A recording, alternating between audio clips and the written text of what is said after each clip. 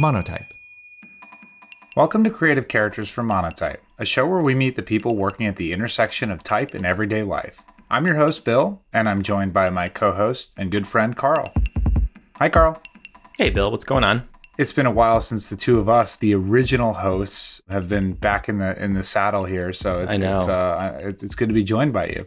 Yeah, well, and it's probably no coincidence that our listenership has gone up since the last time you and I clowned around on one of these intros. Yeah, we're not dumb. We're not dumb. We know, we know the less that they heard from us, the more they wanted to listen, and that is a recipe for hypergrowth.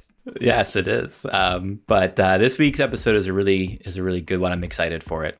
It's a topic that I know will be really useful to our audience. Do you want to tell everybody about today's guest? Yeah, so this week's guest is Patrick Hawley. He's the Executive Creative Director at Upwork. So Upwork obviously is a platform for finding talent around the world. And the discussion we had this week is probably pretty different from any we've had on this show before, because we're talking about the sort of day-to-day reality of creative work, and especially remote creative work. So anyone who's been alive for the past few years knows that the way we work has changed a lot since March 2020, with more and more office work being done from home. And, there are benefits and challenges and opportunities to it, and especially for creatives. Creative work is partially very solitary, but it's also very collaborative and very driven by inspiration and passion. And some of that can be hard to capture when you're isolated at home. So Patrick has a lot of advice and guidance and has a really unique point of view on how to be successful as a creative working remotely, how to build a successful team as a manager, and generally how to make this fulfilling and positive for everyone involved. Yeah, I think personally, selfishly, I'm really interested in learning more about how to protect that creative collaboration in a distributed work environment. And I know that's a hot topic in our industry. The whole sort of, does it matter if you're in the office together? Or how do you engage with folks and be creative when you're apart? A lot of you listening are probably working remote or working with teams that are remote. I think you'll get a lot out of this episode. So without further ado, I would love to turn it over to you, Carl, and to Patrick for this week's remote interview on remote work. Enjoy, everybody. Patrick, I am so excited to have you on the podcast. How are you doing today? Thank you, Carl. I'm doing fantastic. Nice. Why don't you do a brief introduction for our listeners, and then we'll get into the fun stuff. I'm Patrick Hawley. I'm the Executive Creative Director at Upwork, and I run a team that spans the world and makes everything from banners to TV ads and everything in between. What gets you excited to get started in the morning?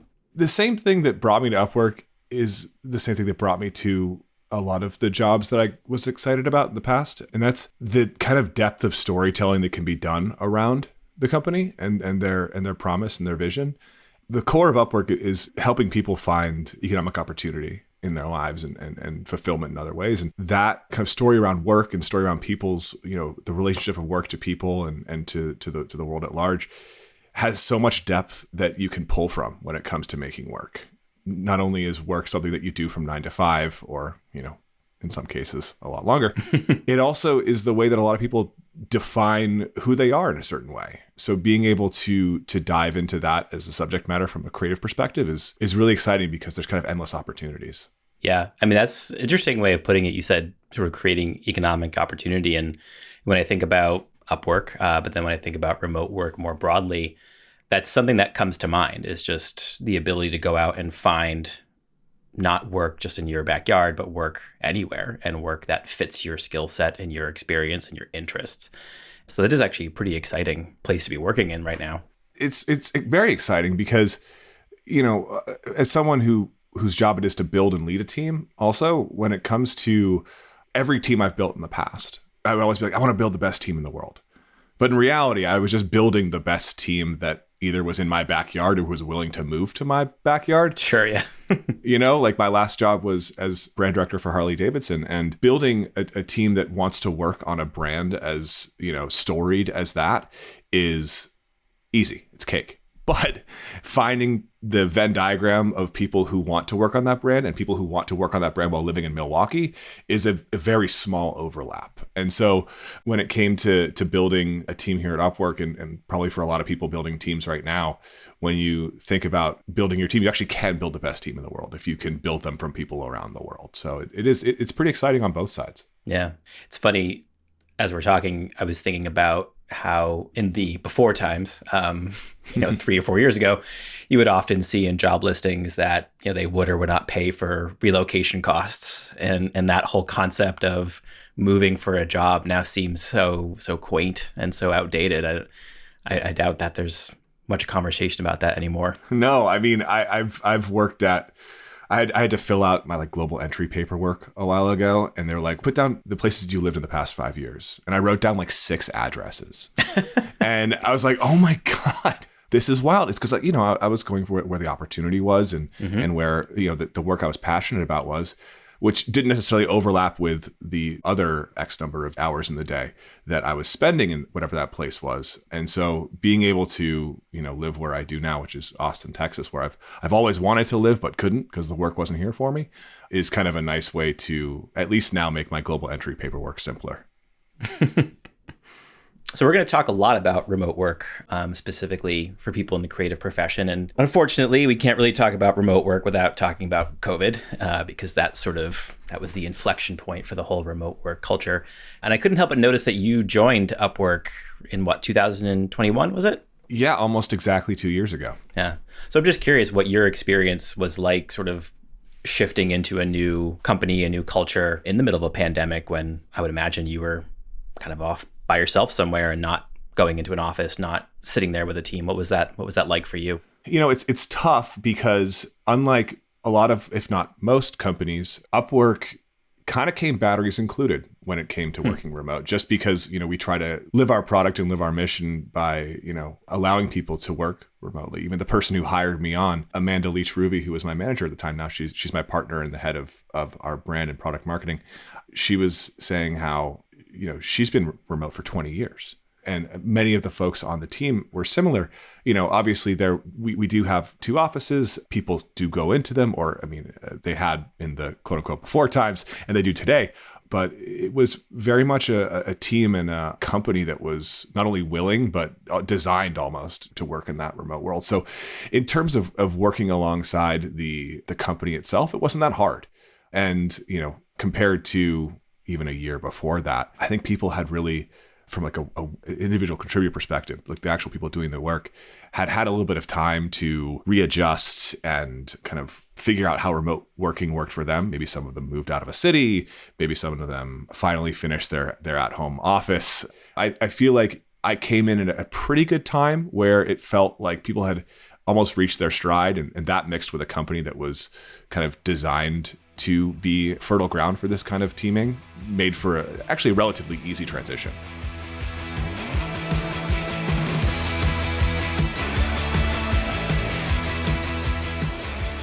Let's talk about you for a little bit, and then we'll get back to remote work and whatnot. You have quite the resume of some pretty impressive companies. So talk a bit about your career leading up to Upwork and maybe some fun projects you got to work on. I saw Steph Curry.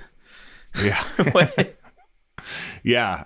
I started out as an agency creative working at RGA in San Francisco. I didn't know being a copywriter was a thing until a couple years before I became one. So fell into that career in a certain way, ended up finding myself working on some pretty cool accounts there. Obviously very tech focused because, San Francisco, if you're in an SF agency, you can guarantee at least a large portion of your clients will be tech. And so I worked on a bunch of stuff. I ended up working on naming what became Beats Music and kind of helping, concept around that.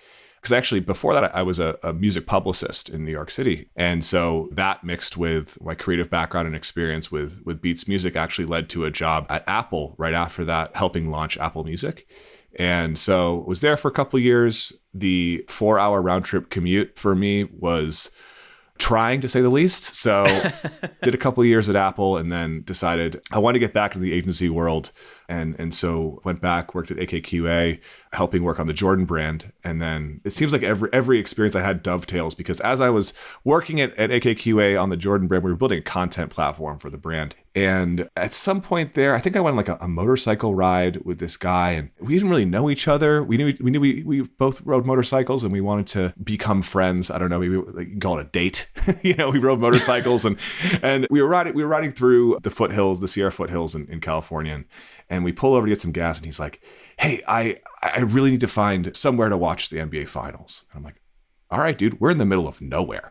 So good luck." And so we ended up finding this tiny place. It's like this town that had one bar that was also their one restaurant. And we went in, and he sprints to the bar, takes a seat, and is just enthralled by the NBA Finals. And I'm like, okay, cool. Like, let's sit down, let's have a beer, let's watch.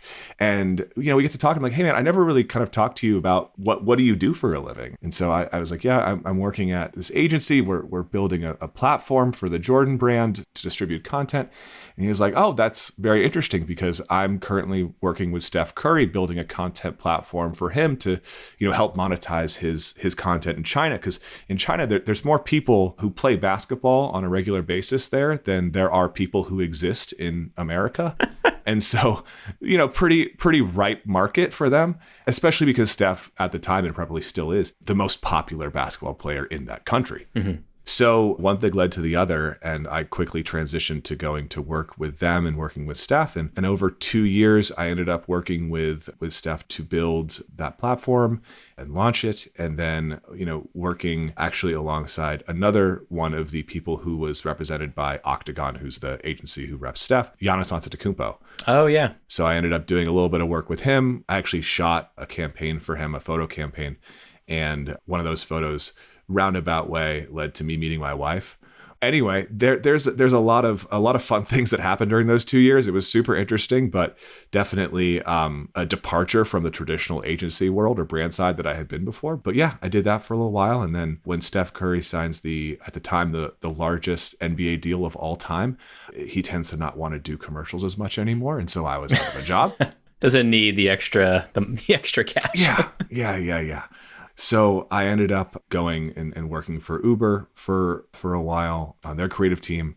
They went public, laid off the whole team. Super fun. And then I ended up shortly thereafter finding my way into Harley Davidson. And I worked with them for a little bit after a short stint in a different company. It was a little startup. And I was the brand director at Harley Davidson for a little while before finding myself at Upwork today, where I sit happily as we speak. So the moral of that story is say yes to the motorcycle ride. If one piece of advice that people can take away from this. You meet Steph Curry, you meet your future wife. Wow, that's crazy. So you mentioned that you started out as a copywriter, and we actually got a few questions from our audience on social media for this episode. And one person posted this question, which I'm very interested in hearing the answer to as well. But how did you feel your background as a copywriter sort of influenced your career as it went on? And I ask as someone who started in a similar role. I have my own stories, but I'm curious to hear yours and what impact you think that skill set had on your ability to kind of like chart a course for yourself. Yeah, I think there's one side that's like being a copywriter. There's the other side to being like a conceptual creative. And the two of those play different roles into kind of how I've approached my career. The first one actually was being a writer. When you think about like a writer's role, at least traditionally speaking, now those roles are, they overlap so much between art director and copywriter when it comes to a team. But thinking more traditionally, a copywriter's role is to really kind of crystallize an idea on paper, sell it with those words, and really kind of think about, hey, here's this concept and this is why you should buy it. So I think that kind of corporate necromancy has definitely paid well when it comes to like, finding reasons to make great work, great conceptual work in corporate settings and working with clients and stuff. So that's been really helpful.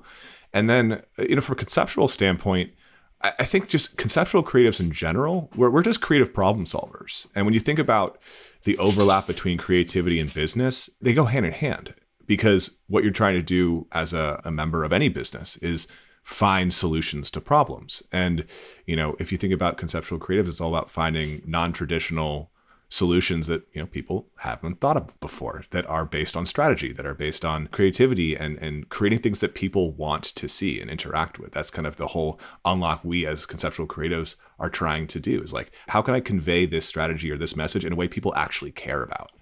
In terms of any skill that could potentially be open doors for you as a person to any direction you want your career to go in, I'd say just kind of honing your conceptual skills is a great way to do that. Yeah. I'm stealing corporate necromancer, by the way. That's a great term.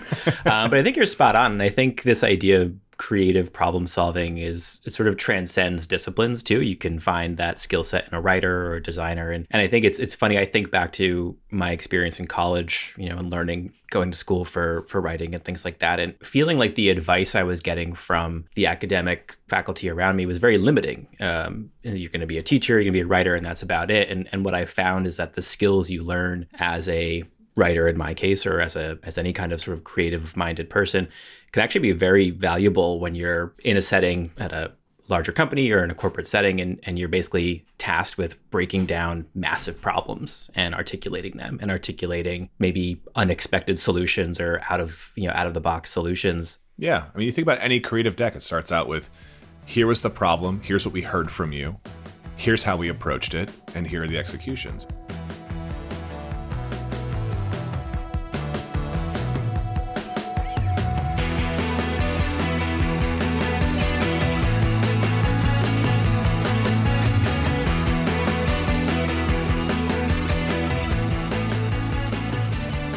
So let's talk a little bit about remote work.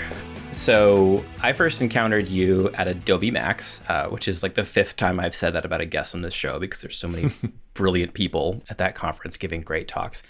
And you were speaking about your experience directing, as you said, a global creative team. And I was really struck by your presentation because it just seemed very human focused. And I feel like in a workplace where people are not having lunch together, not sitting next to each other, not having those sort of almost like unconscious daily interactions, maintaining that sense of humanity is crucial to being successful and having a happy and durable team. So I'd love to get into sort of your experience with remote work, sort of pre and post pandemic. When did you start working from home? Like, when was your first work from home gig, I guess? I kind of had maybe the most crash course situation possible for working from home. I was working at this little startup, and when Harley Davidson comes knocking, especially to a motorcycle freak like myself, you answer the door. And so I got a call from them for this brand director position, and I was like, okay, cool, like, let's go.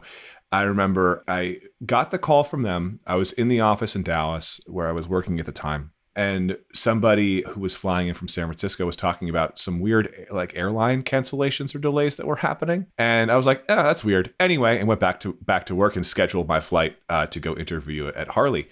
I interviewed there later that week, and it went great. They gave me the job offer, and then I started my job in April of 2020. Oh, jeez. And so it was not ideal, to say the least, especially because Harley, as many companies at the time were, but especially, Harley, because they are such a storied legacy brand that, even the team that I was managing had worked out of the same factory that the Harley Davidson motors were built in back in the early 1900s. A brand steeped in tradition, and that, did not escape the way that they built their teams. So I remember coming in, I was the new guy who was managing a large team of brand managers and creatives and social and PR and partnerships and the magazine and all this kind of stuff. And not only had I not met 99% of these people, but they all knew each other intimately, and they all lived in Milwaukee. So I'm like, I'm sitting in Texas, just like, well, fuck, what do I do now? Like, how do I build culture? How can I potentially do this? And that was really kind of like this refiner's fire that allowed me to understand that you can't take a back seat to running a team remotely. Like, you can't have the impromptu, like, stopping by someone's desk or, hey, let's all go out to happy hour or whatever. You need to really kind of look at all the things we used to do in an office, distill down like why we did them, whether it's connection, communication, culture building, whatever, and then find new ways of doing that. Because like, if you think about, like I said, happy hours, we all tried to do remote happy hours, when 2020 first happened. I haven't been to a good one yet. They're all awful. Like my team, even we built something that was a response to how terrible remote happy hours are. We built a happy hour in a box with like beer that we made. And there's all these kind of things in there that allow you to like meet talent on our platform. And so, I think you as a leader needed to find, okay, what was the core of why we did stuff before, and then strategize ways of doing it in this remote first world. We actually had a Zoom magic show, which was very strange. And you think back to it and you're like, what the heck were we thinking? It doesn't make it's absurd to say it aloud, but then you realize like none of us had any idea how long this is going to last. None of us really knew if we were going to be back in an office eventually. And everyone was also like scared and computing all of this information on a daily basis and trying to figure out, like, is it safe to go to the grocery store? Is it safe to travel? So you reach out for these remnants of normalcy, and then in hindsight, they seem silly. But at the time, it was kind of like, yeah, that sounds like a great idea. Let's do this, because that's what we used to do. But it doesn't always work. Right. We need to give ourselves the grace to do stuff wrong before we do it right, Yeah. And it was just, 12 months of very, very awkward Zoom meetings. And hopefully now we figured it out. I think a lot of us have. Yeah. Muting and unmuting yourself on Zoom calls is still a challenge for a lot of people, present company included. What's interesting, though, is that like working from home, it's a good fit for a lot of creative roles, in my opinion, because the nature of creative work is there's collaboration, but there's also a lot of alone time and a lot of time kind of just working by yourself and with your thoughts and working through problems. As someone who manages a creative team, I thought we could talk through some of the challenges you've experienced sort of bringing a creative team together and some of what you've learned about what works and maybe what might be useful advice or guidance for people working in creative roles on remote teams. So what was the first real challenge you encountered either at Harley-Davidson or at Upwork when it came to getting your creative team to feel comfortable and able to do their best work? What was your first real, oh shit moment? It's hard to figure out the first because there was a lot of them, like an avalanche crushing me on a daily basis. But the first one that comes to mind is that it's easy to forget sometimes that a team isn't just highly seasoned vets.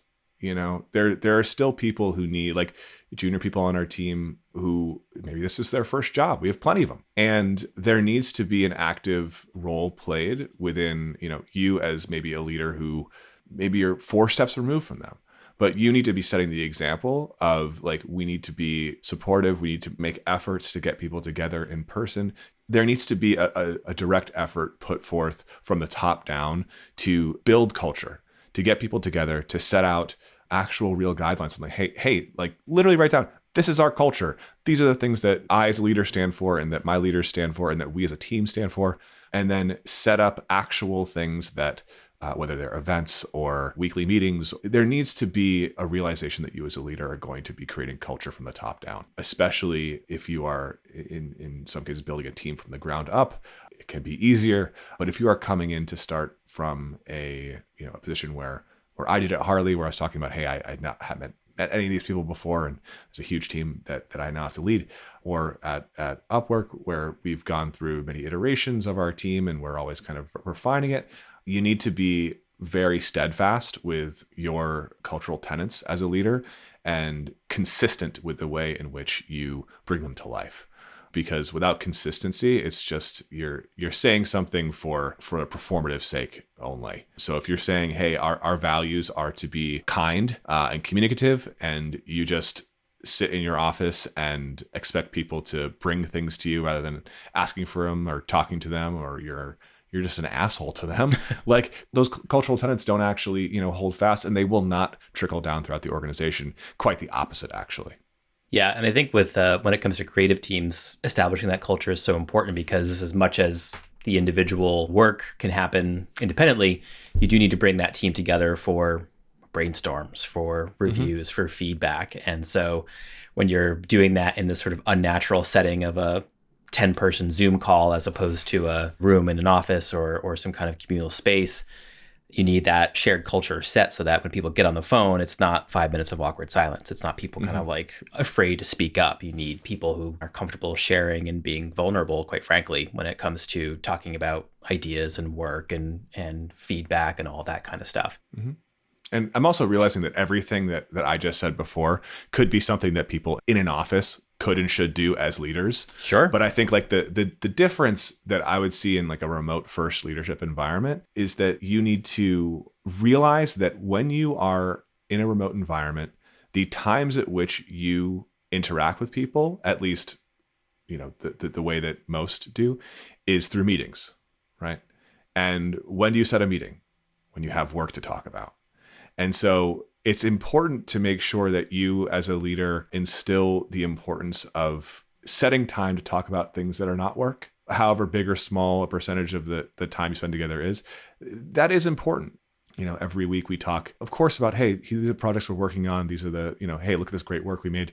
But there's also time at the top of it where we do these two sections. One's called food for thought. One's called humble brag, and food for thought is just like, hey, here's something cool you might not know. We've had people come and talk about everything from how a camera works to how to properly mulch your yard.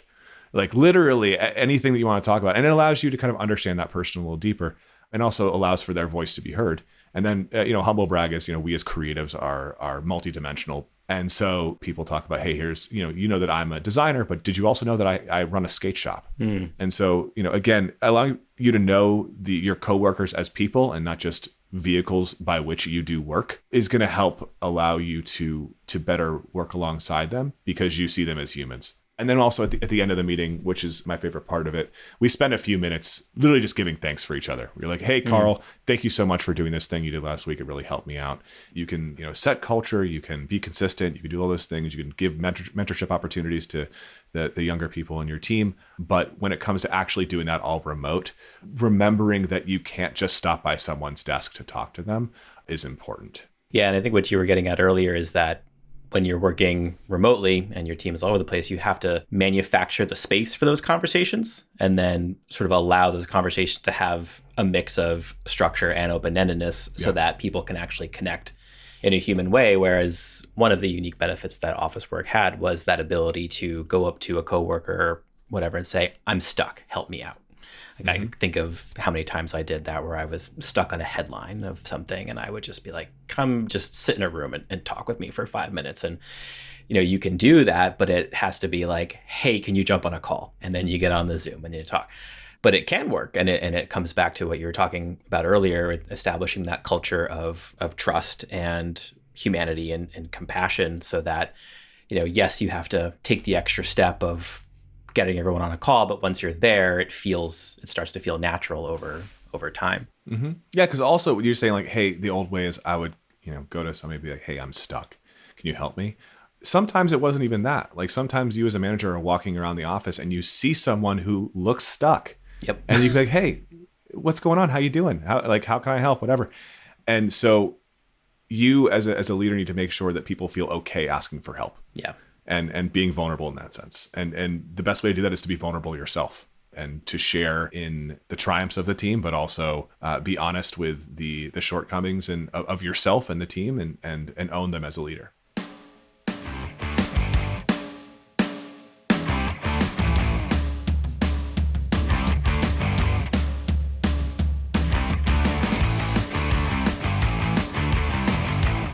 So I've worked from home myself in some capacity for about 10 years since my son was born. But obviously with the pandemic, it went from more of a part-time to a full-time thing.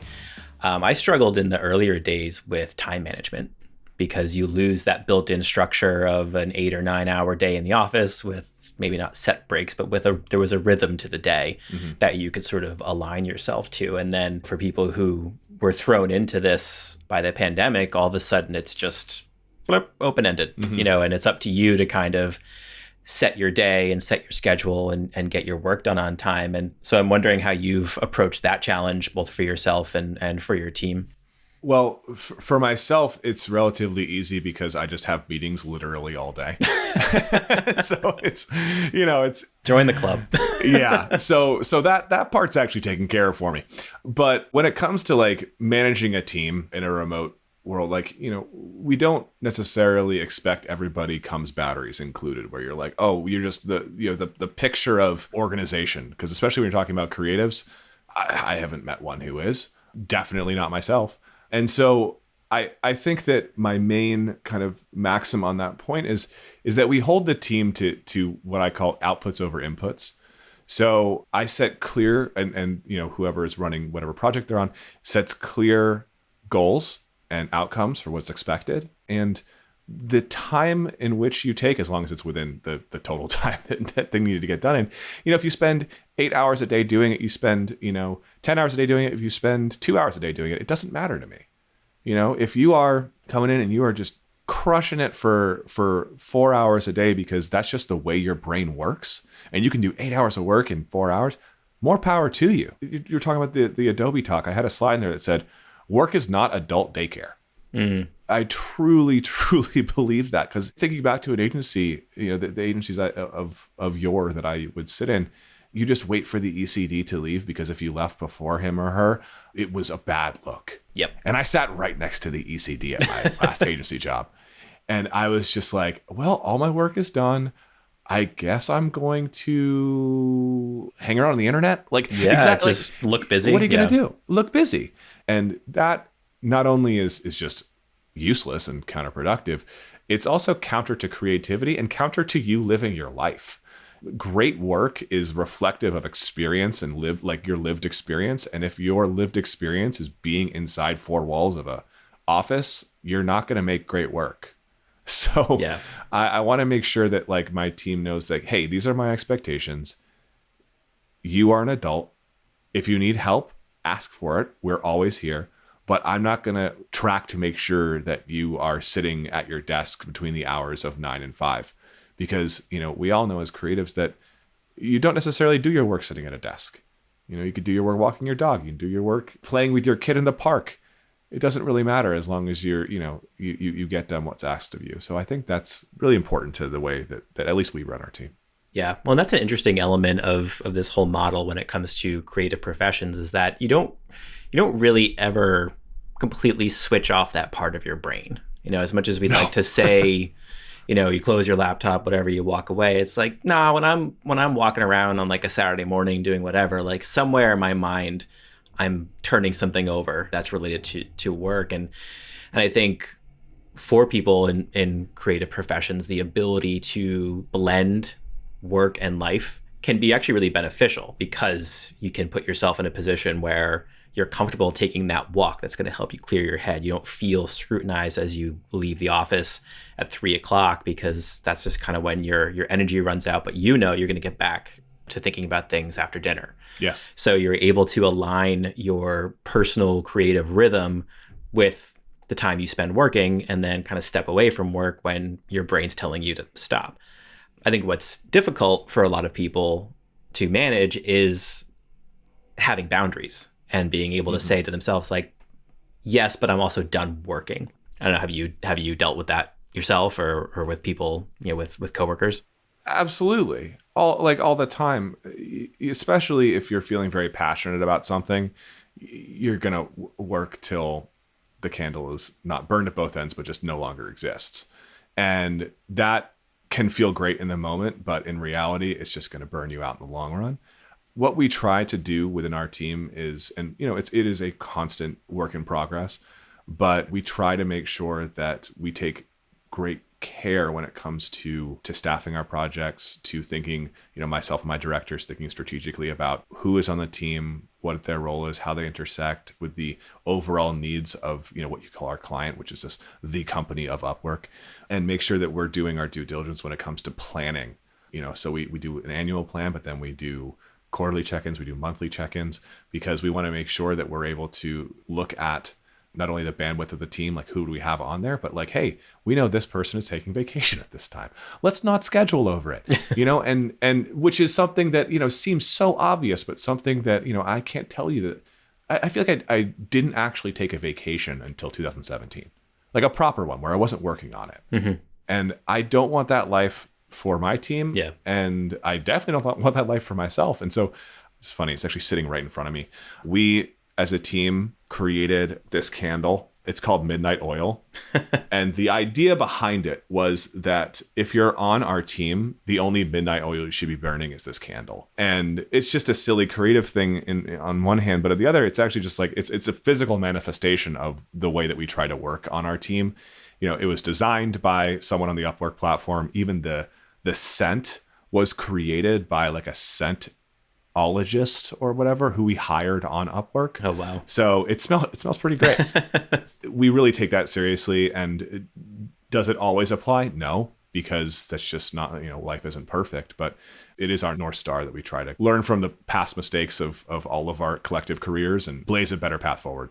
Yeah. Well, and it's like the candle itself might be silly, but the thought behind it isn't, because what we're really kind of circling around is this idea of trust, and trust as this sort of like two-way street between you and your employer. Like your employer needs to trust you that you're going to get your work done and you're going to do it, in a reasonably on time.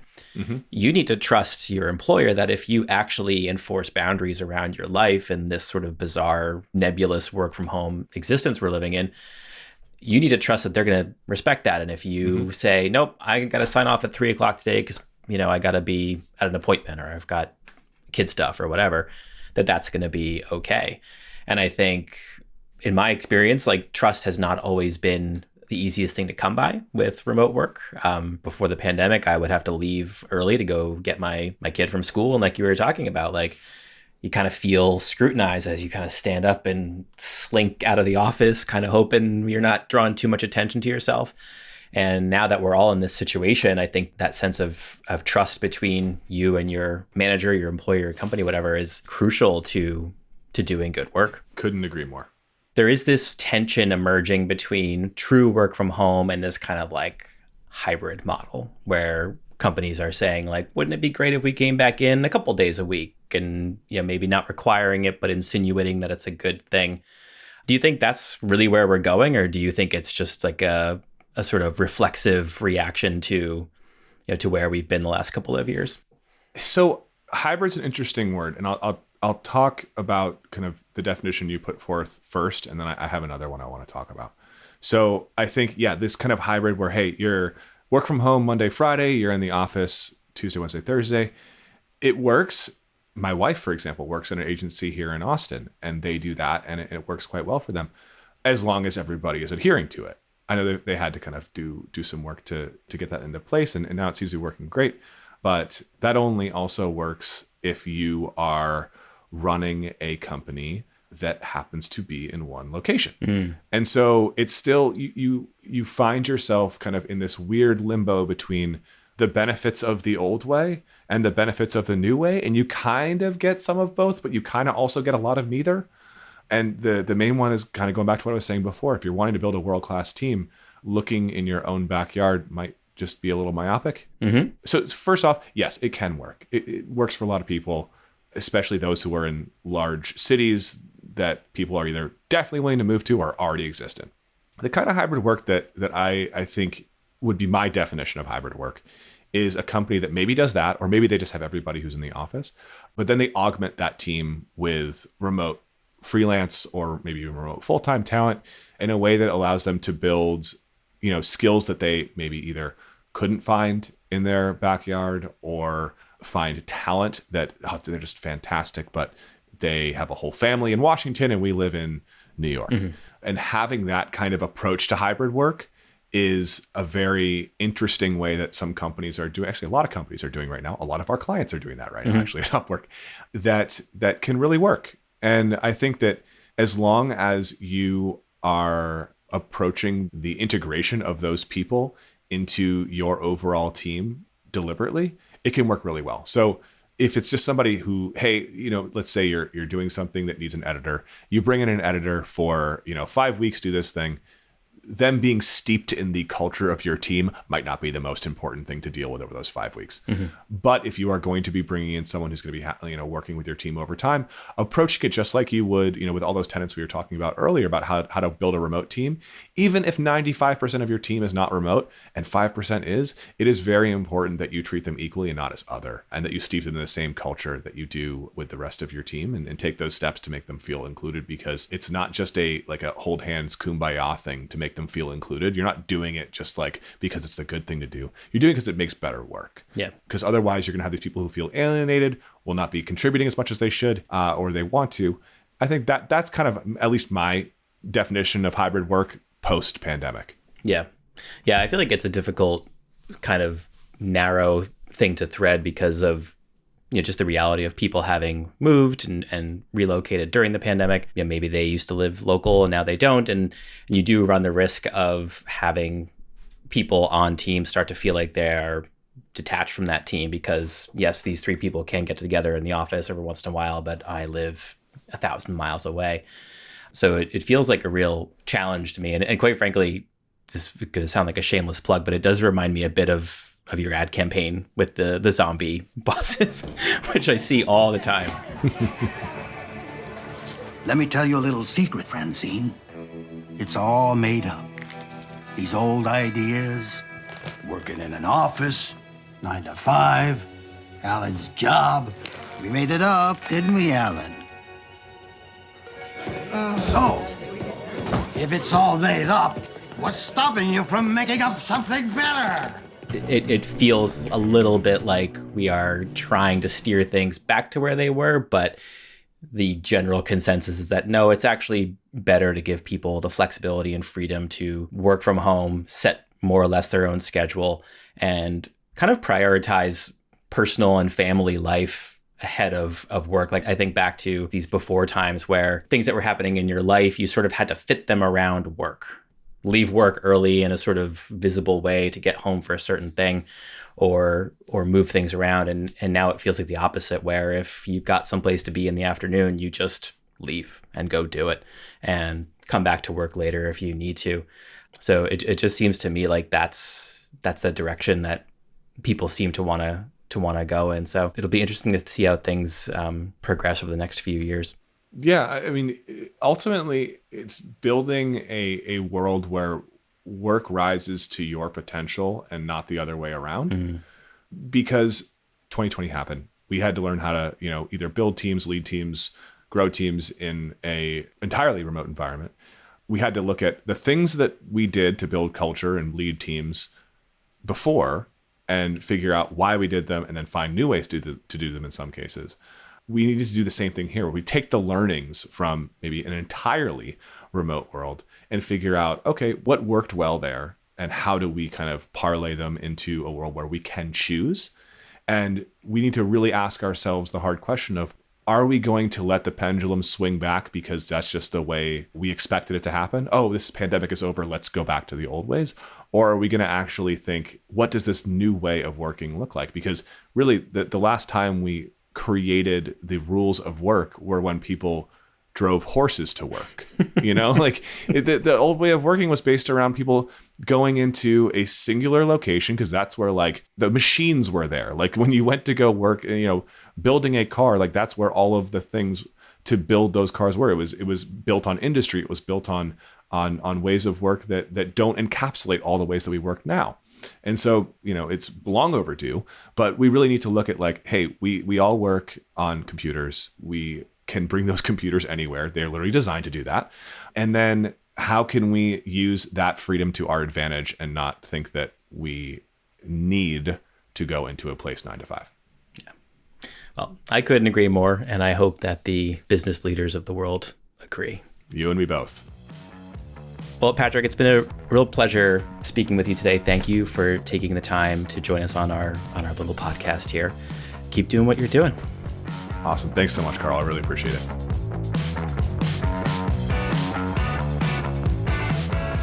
Thanks for listening. You can learn more about Upwork at their website, upwork.com, or check out the company's YouTube page to see the creative ads and content Patrick and his team are building.